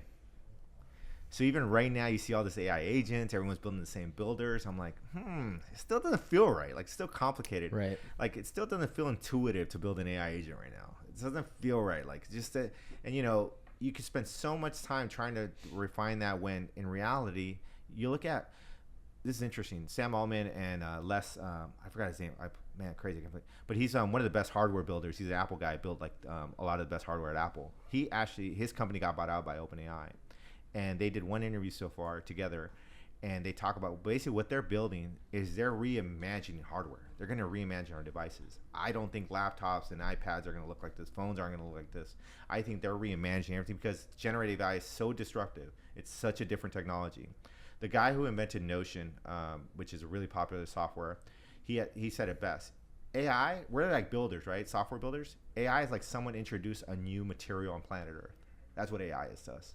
It's like this didn't exist. We can rethink what it's like a contract for the first time getting aluminum to build. It's just so that's kind of what it's really into. But at the end of the day, you peel all that away. We do believe the future is, for business, human payroll, artificial payroll. We've been calling it artificial capital. We said you invest in your human capital, you're going to invest in your artificial capital. Mm-hmm. And I'm curious to find out what that platform would look like, and that's what artificial compute is hoping to build. Hyfn. Yeah. That's our product, Hyfn, yeah. Hyfn. Yeah. Yeah. Yeah, I remember you wanted to change the name too. Yeah. And then when we heard Hyfn, you're like, no, that was actually a good one. Yeah. Hyphen's actually a good one. Yeah. Yeah. Artificial. I always had it in my back pocket. We just didn't have the product because I've seen that name. I like that name. Yeah. But I was just like, I just don't know what the product is yet. Like I know the problem we're trying to solve. I just don't know the solution yet. Yeah. But I think we got it. I think No, it's a great name. Yeah. I love the name. Yeah. So, what's kind of legacy do you want to leave with this? Man, I don't know. Like to me, I don't. Like, do you want this thing to go on forever when you die? I don't think of anything like that. I just think. Or do you want to sell this thing in 3 years and do the 2-step in Turks and Caicos? No. Genuinely for me, I'm always gonna be a builder. Like I'm always gonna build. And I'd love to build that artificial compute Hyfn, forever. Yeah. I think realistically, like my legacy, I don't think about that, but like what I want to do the rest of my life, I like to just keep building. Eventually, I hope to get to a point where we have people better than me building our product. And my job is more to be kind of a CXO, like just do experiments and say, hey, here's kind of where trends, here things, you know, I think. Stick you in a lab and lock the door. Yeah, I think, you know, You'll love that. having done this for, you know, 3 years with Robert and 15 years of software development, I've always been in the room and been the kind of guy that just kind of see things a little bit different. You know, I've always gotten that compliment. When I was younger, I would never said this, but when you're 15 years into it and people keep telling you the same thing, and Robert always says like, man, you're on point. That, you know, so I think, you know, that's probably the one little talent that I do have, is that I'm just that type of person that if everyone sees right, you know, I can see kind of left and see, you know, so I would like for that to be the rest of my last, let's say 10 years on earth. And then after that, just retire and travel and go watch MotoGP around the world. Go watch what? MotoGP. So I'm a big What's MotoGP? So it's the professional motorcycle racing. Like that's the whoa. league.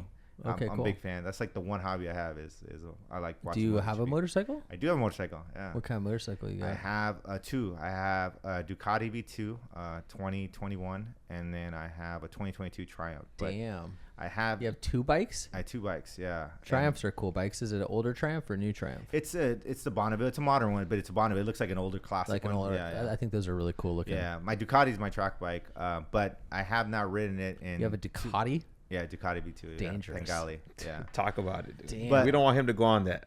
Yeah. But I have not ridden Yeah, them. we need you. Don't but go on that. But I have not ridden them in 2 years. So when I started the startup, I just didn't feel right being on a motorcycle and, you know, all that stuff. I was like, Startup will be over very fast. 100%. Yeah. no, yeah. I mean, that's my goal. Though. Let's get back to that. Buy some D&O insurance on them. Right? Yeah. Yeah. Yeah. So. Let's make sure there's not a motorcycle exclusion in the insurance contract, Robert. What about you? My legacy is it's my boy Christian. Really, that's Yeah. that it revolves around him at this point. You know, I told everybody like, yeah, I'm 45 at this point in my life. I've got, you know, in 15 years I'll be 60.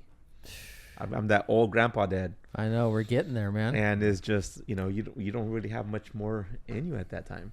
Yeah, you guys got a little bit of the salt and pepper going on. Yeah. Yeah. It wasn't here. It's. I found before- my first white hair yesterday. I was like, it was like over here. I was like, no fucking way. It's funny. I work.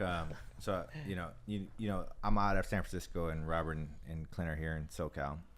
So we have an office in San Francisco for Hypn, and I work there in a co-working space. And you're with these 20-year-olds, 30-year-olds, and you know they're killers, man. It just reminds me of being young. Just you can just be there all night coding, nothing, you know. But then what I always say is like, yeah, you know, I can't do what they do anymore. You know, I got a family, and you know. But the thing is, you don't realize, but you do have wisdom. So you hope that, you know, you hope what it means, and maybe it won't, but we'll see. You hope that it means like 2 hours of my time. You hope you've learned some tricks. You have some efficiencies is equivalent to like 4 hours of being in my 20s. I know that's the fact for me.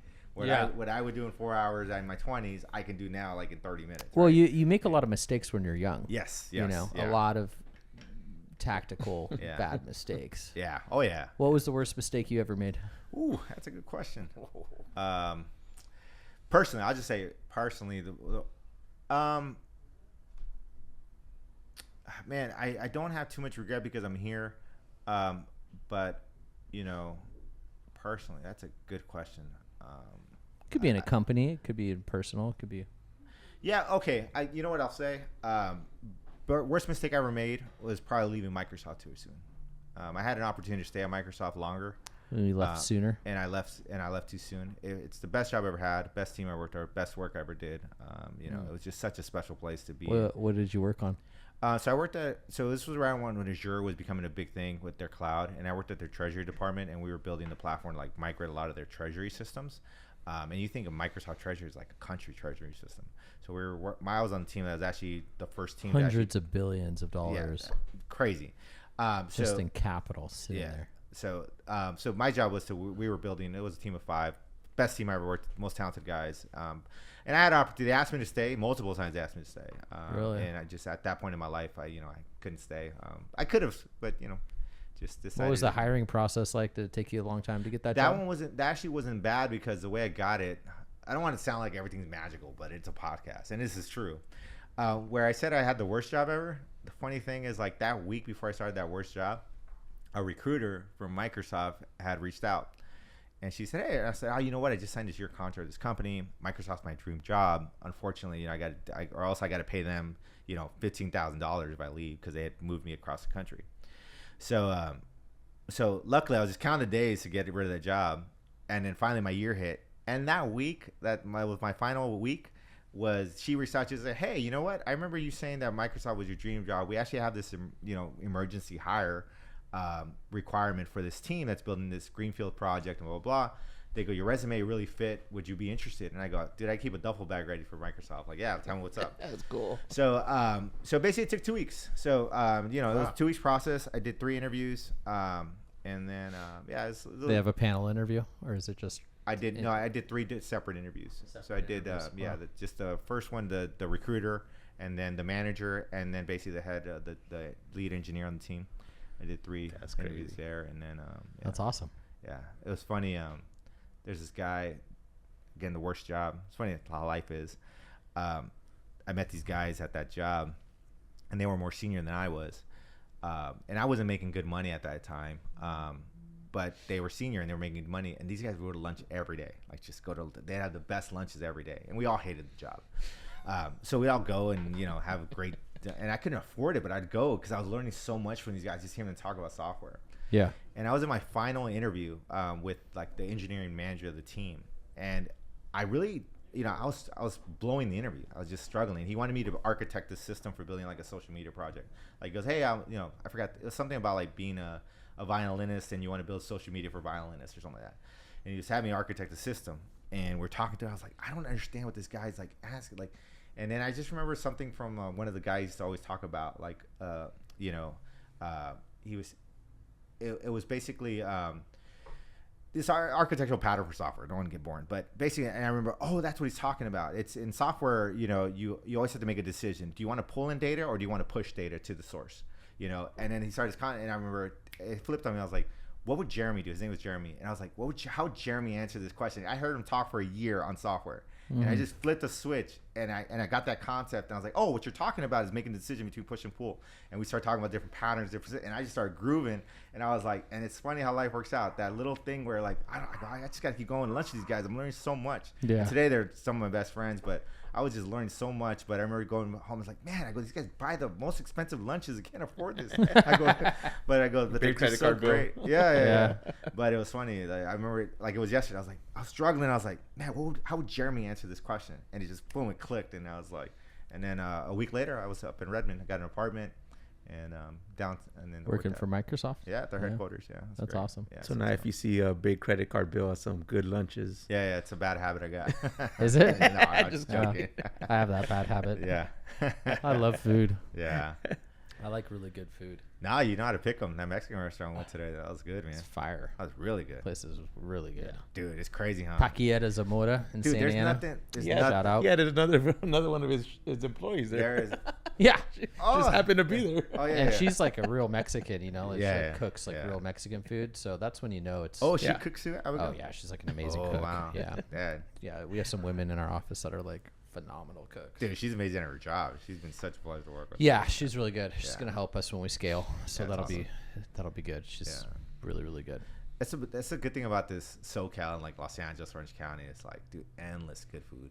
Yeah, Endless. the best food in America is In the here, world, here man. in In New the York. I world. would say In the world. You know, Seattle has good food too. Seattle has very good Yeah, food. really Yeah. good food. I was surprised. That's like Yeah. the best Thai food I ever had. It was like in Seattle. Oh, really? Yeah. Yeah, I just don't think it beats Los Angeles. No, or- It don't beat or I'm from Orange here. County, though. No, I agree. This is the best. The Mexican food here, you can't get Mexican food here. No. like Dude, it's not, anywhere it else beats in the some places country. in Mexico, man. It beat it. I know. Yeah.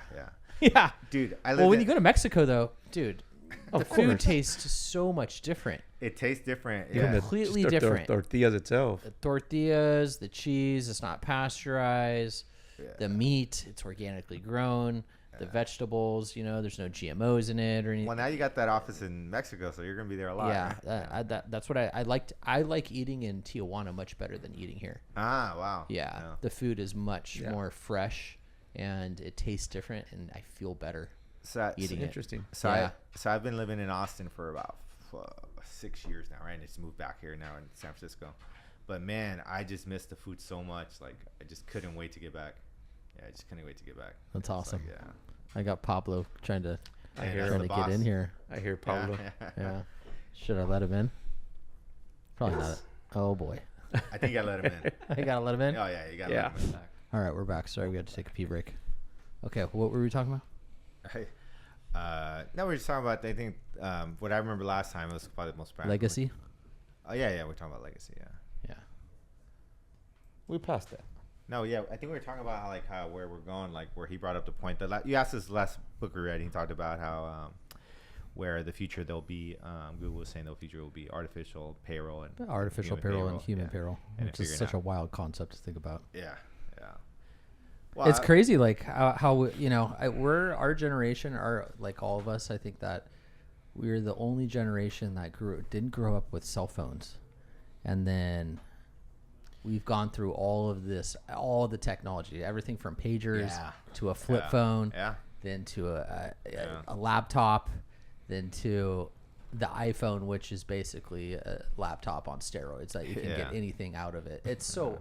If you had told me when I was a kid, it's like, hey, you're gonna have this thing in your pocket that you can get any knowledge from, Yeah. and then now that AI is going through phones, you can literally get Yeah. anything. Yeah. It's crazy. Yeah. We're the last generation. We're actually the only generation that has experienced that. Correct. That has gone through all of that. And these Well, and if you look at what they're saying, they're on the way, and what's on the way in terms of like hardware and devices, Quantum like computing. well, even not even that, just talking about consumer devices. We might be the last generation to have a personal computer, like with a keyboard and all that stuff. It's funny if what you're saying is true. keyboard we're the first will go one. away. Yeah. We're the first one. We might be the last one. Oh yeah. It No, might- I think so. I yeah. think we'll be the first and the last. Yeah, I think like Which is so wild because this it's been so crazy, transformative. right? Like So fast. Like even when my So fast. even with my kid, like teaching him, like making sure that he's good at typing and teaching him, make sure he does typing classes and all that stuff and really invest in that. And don't get me wrong, it absolutely should. But now there is a possibility where that might become an irrelevant skill. Like typing might just become irrelevant. Probably. Yeah. I would imagine. Like that it we're will be. building the workshop for tomorrow, right? And he kind of heard me.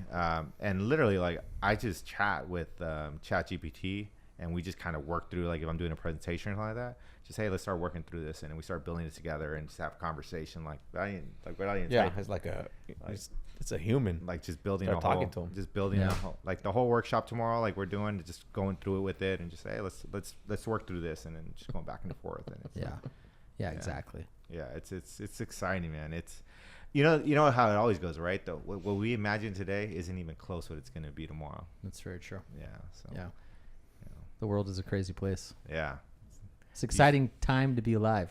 Yeah, you just got to have the characteristics and the Let's do skills. this. Yeah. Just the key is to have the characteristics and the skills to just kind of keep going, right? Yeah. Like no matter what's thrown at you, you just kind of keep going. So Yeah. And the connections, Mr. Rick. and the connections, yeah. You gotta have those connections. Yeah. Well, that's what you two are here for, right? Yeah. Yeah. There you go. I get to focus on the product now. Yes. So, what advice would you give to any entrepreneurs out there looking to get into the AI space? I think about our generation. How many people got out of college, vested in going to the best schools, computer science? It's a promise. You go work on one of these big tech companies, you give them 20 years, and then now they lay it off, right? So it's not like there's no clear answer. So the reason I say don't do it is because I actually think that's the right mindset. Versus for me, everyone told you entrepreneurship is the best. This is great. It's kind of like get into real estate, become a lawyer, become a doctor. Like you get all this advice.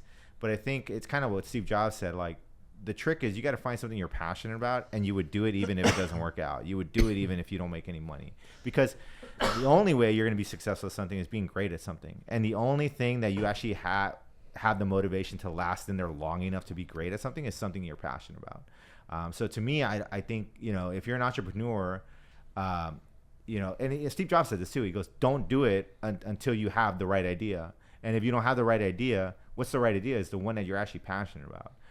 Now, it's kind of a balance because in my experience, and this is what I tell my son when he's old enough, I'll tell him it's not good enough just to be passionate about something. Also, have some indication that you're going to be good at it. Because there's a lot of people that say, oh, I'm passionate about this, and they're not good at it. It's like, well, you're going to spend your whole life trying to be good at something you might not be good at. Not everyone's going to be great at everything. You know, I was 5'6" on the best day. I was good at football, but there was so many limits to being that size. So versus, you know, like coding, like it's like, okay, I don't see any limitations here, and I'm kind of good for it. Like I'm kind of have a knack for it. Like I'm good, you know. So yeah, that's why I say don't do it, because I think if you say Don't do it. well, and even like building product, there's this great mindset like the guys over at Basecamp. They say their default answer is no. Whenever you want to build a feature, their default answer is no. Now, Amazon's different. Their default answer is yes. But I like to answer a default answer no, because you just have to make a big enough case for them to finally say yes. That's kind of where for me, I thought so many things were going to be so much easier. I would, if I had to do it all over again, I would just take a little more time to be a little more strategic, think things out, you know, do a little more research, prepare a little bit more for certain things, and slow down, basically. Like, I feel like I'm exactly the opposite of you. Yeah. I feel like just go for it, you know. Figure it out. Because entrepreneurs, the best entrepreneurs are the ones that actually just go and do it. Yeah. The worst entrepreneurs, not saying you're a bad entrepreneur, are the ones that think about it and try to strategize behind it. And that's a good point. And then they get nothing done. Yeah. Nothing actually gets done. The best entrepreneurs are the ones like, oh, this solves a problem. I'm going to go ahead and start doing this. Yeah. And they figure it out and they build it, and then they deal with all the other shit that comes along with it. Later right? on. Yeah, later on, right? Like the hiring challenges or good thing or we the have legal stuff. And yeah. Here you come. Yeah. But think about like what triggered. You had to have. It's not just about wanting to be an entrepreneur, right? You had some idea of what you wanted to do. I would imagine. Well, I was really good at executive search, so perfect. That's you're hitting my point. There's something started out, but I didn't know how to grow a company to an $80 million company. That I get. But I'm saying there's some indication that you were good at something, and then because I was good at business. When you're good at something, yeah. You passion comes from like excitement, right? Like hey, it's exciting when you close a deal, or exciting when you see an insight that someone doesn't see. If you're someone that says, I just want to be an entrepreneur, which I think a lot of, now I sound really old. I see a lot of young people today, like they want to own their own business. They want to be entrepreneurs. They want to be content creators. It's like, you know, you're just following trends, right? And if you do it with that motivation, I think the probability of success is really low. For me, I made a decision like, look, I'm willing to code. I'll just drive around San Francisco every day and try to sell websites to people. I was okay with that. Like, I was like, I like doing this so much that's going to be the rest of my life. Now, from there came opportunities that I didn't even imagine. And to me, it's kind of like what you said with executive search and business. Like, I found something that I think I can kind of be good at. And that the days you don't have success, the days that, you know, you didn't get the funding, or the days your runway, you know, isn't where it needs to be. Hey, I'm doing something that I like to do, and I'm doing something that there's an indication I'll be good at this. That's really important to keep you going through those days, because I'm sure you agree it's not all Skittles and soda pop, you know. That's the thing. Everyone especially these younger generations, they go on TikTok and you know, Instagram, and they see the glory of being a startup, you know. But really, and Pablo totally agrees too.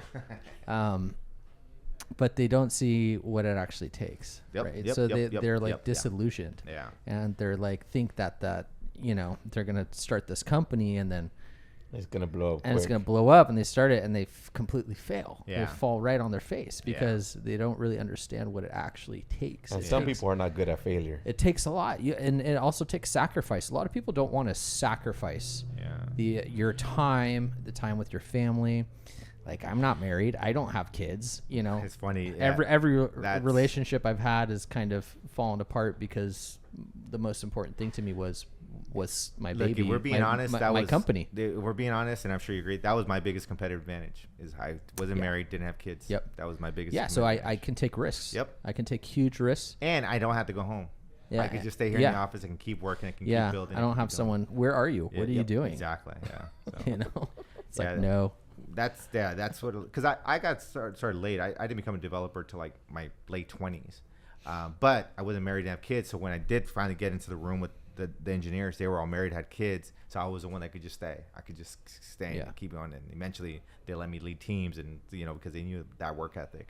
It's not even like they wouldn't work as hard. It's just they couldn't. Right. Like, you know, you should go home. You should be. If you have kids, you should be home. Like, I got Pablo. That's my only child. Yeah. So. No. Yep. That's still work. Yeah. You can't just leave town. Yeah, You exactly. need to find a babysitter. Yeah. But it's a lot That's- easier to yeah. find a sitter for a dog than, you know. Yeah, well, Yeah, Camp so- Bow Wow. That's Yeah, where I take him. exactly, yeah. Camp Bow Wow. It's funny. My dog, when I was single, Agnes, she was a shelter dog. She got kicked out of Camp Bow Wow. She was too bad of a dog. Oh, no way. Yeah, she got Oh, kicked no. out. I literally think they changed the corporate policy because of my dog. Wow. She was just mad. Good old Agnes. Then when I first got there, yeah, you met Agnes. When I first got there, they let her in and everything, but she was just such a bad dog. Just terrorized everyone? terrorized, yeah. Just humping the crap out Well, of I them? or went, what? yeah, Just yeah, mounting exactly, 24/7? Yeah, no, and then nipping people. Like, you know, she was a herding dog, so she would nip people. Oh, and, like the in your trainers shins all and yeah. stuff? Yeah. Like, if you got next to her, she just nip you. She was. When I was in Austin, I said, I always say, don't drink and go to an animal shelter. So I went with my friend. We went to brunch and got a little tipsy off mimosas. And then she was, let's go to the shelter. And I go, okay, let's go. And I walked in there being all big time. And I was like, you know what? I'm single. Don't have kids. I can actually help one of these dogs. I was like, you know what? Give me the worst one. And they brought out Agnes. And I said, they returned her 5 times. And I was like, yeah, I'll give her that one. And then so that's who I got. That was my dog. Oh, That's a good one. I don't think I heard that story. Yeah. No, yeah. That's So I pretty say, cool. don't drink and go to an animal shelter. Yeah. You'll end up with Agnes. Yeah. So yeah. Pablo didn't come from a animal shelter. yeah. He's a purebred Bernese Mountain No, Dog. he looks like one. Yeah. it's no, beautiful. Yeah. Beautiful little dog. Big Yeah, dog, actually. Big dog. Yeah. Not little. But well, tell everyone where you can find your guys' stuff. Where do they go? I mean, honestly, if you want to contact us, contact Robert. For me, like, you find me on LinkedIn, Rick Lopez. But yeah, Robert's the guy. Like, Contact me. 714. Like, what's your website? oh yeah. Artificialcompute.com. That's our corporate site, and then you'll find all the stuff on Hyphen. We did a soft release right now. We're onboarding our first 10 customers. We should have that wrapped up hopefully this week. And then we'll be doing a bigger launch here in July. So that'll be Hyfn.AI. But right now, still artificialcompute.com is probably the best site for now until we launch. And then Hyfn.AI would be the other one. Yep, that's our product. Cool. Yeah. And then if you guys are doing like a workshop or whatever, where do people go to find that stuff? Yeah, you can find us on Luma. So we do everything on Luma app, an event Luma. Yeah, so we're in Los Angeles and we're in San Francisco. So we're doing our first AI and automation workshop for small business here in LA. So you'll find all our event stuff on Luma. So it's under artificial compute on Luma. LU.MA. Yeah. And then if people want AI employees, Robert, how do they get a hold of you? Well, I'm not shy about giving my phone number. So 714-402. Oh, Just kidding. give them your email. Robert, yeah. Just Robert at Hyfn.AI. Okay, cool. So sweet. Well, it was a pleasure having you guys on. Absolutely, man. It's Thanks great. for coming on. Subtle changes. I'm Yeah, gonna it's have you a- guys sign the sign. Yeah, we'll do it. Yeah, and thanks. And we'll have to do this again sometime. Yeah, absolutely, do man. it. Yeah. Good luck with the podcast. It was great. Yeah. Great name. Steve, great job, man. Put it all Yeah, together. Get some thanks. beers next time, man. Yeah, we can. Yeah, if Just you kidding. maybe want to do a little bit later, we can have some whiskey or something. Yeah, you know what we could do is like the first half, and then after that you start happy hour. You end with the Yeah, happy hour. yeah, like that, yeah. something like that. Maybe yeah. I'll get a little bar over there or something. You know. There you go. Subtle change. Yeah, changes. yeah. That's a good Subtle, one. subtly, you start to see the decline. the in- cognitive Yeah, yeah. decline. The content gets better. Yeah. Yeah, exactly. Remember when like YouTube back in the day, there was one of my favorite one was My Drunk Kitchen, and this girl would literally just cook and just start drinking wine. That was the whole thing. Is like by the end she couldn't cook anything. Like she was just fucking couldn't make eggs. It was such a great concept, but then she said she had to stop doing it for health reasons. Like, Oh, gosh, it kind of yeah. makes sense, but Yeah, you're drunk all the time. yeah. All right, you guys. All right, Well, I see ya. appreciate Hey. it. Thanks so much. See you. Bye, Thank you, man. everyone. Appreciate it.